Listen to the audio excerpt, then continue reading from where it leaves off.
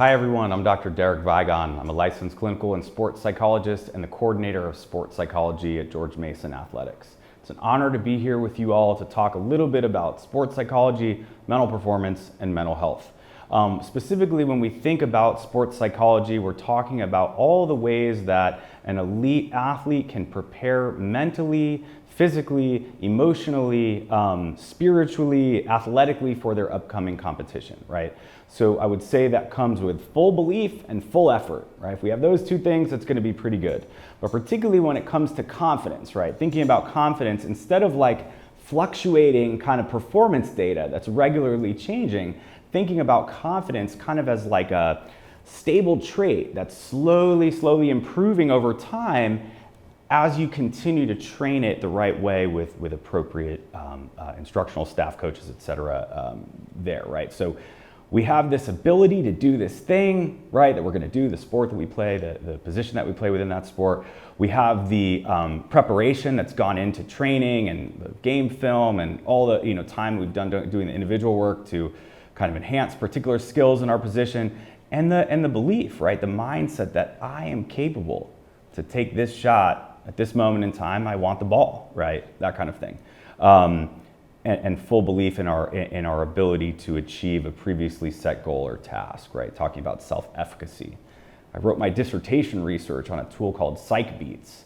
And Psych Beats, it brings in what I consider some of the most important things to be thinking about prior to performance. And that would be self-talk, positive self-talk. So how we're thinking about speaking to ourselves and referring to ourselves during a performance, and how we believe that we're capable, right?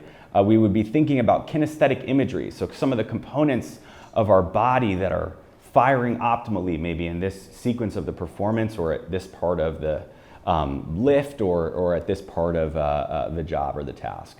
We would be thinking about the tactical components that are coming from coaches or instructors. We'd be thinking about past successful performance outcomes. So all the times we've done this thing really well before. And then of course we'd be thinking about mindful breathing.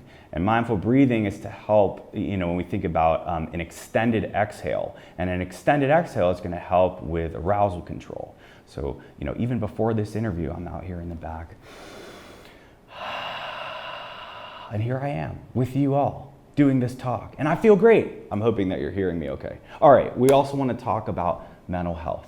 Particularly coming out of the pandemic, the numbers are not as bad as they once were, but mental health is an integral part of performance success. So when we think about multi-dimensional human beings coming from diverse backgrounds, populations, cultures that are now coming to compete at George Mason, we want to be thinking about the whole healthy person as the best performer. We want to be thinking about how to help enhance this person's academic life, their athletic life, maybe their romantic life, their familial life, their social life, right? And of course, sleep, nutrition, weights, all of those areas, right? The making sure that we are filling all the cups, not just one. But I think what's really important is speaking to licensed mental health professionals when there is a problem or when there's an area of concern, but also when you're doing well, so we can stay on this wellness trajectory.